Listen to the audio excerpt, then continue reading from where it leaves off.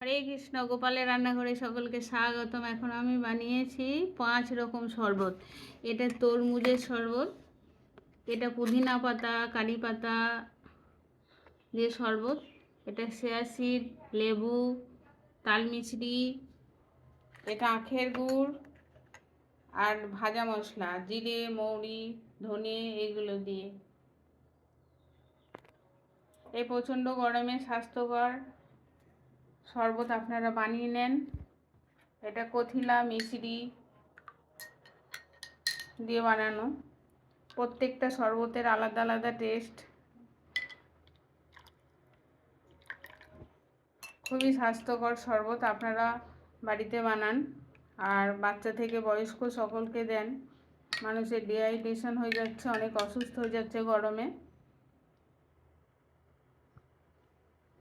অবশ্যই বানিয়ে নেন এই শরবত।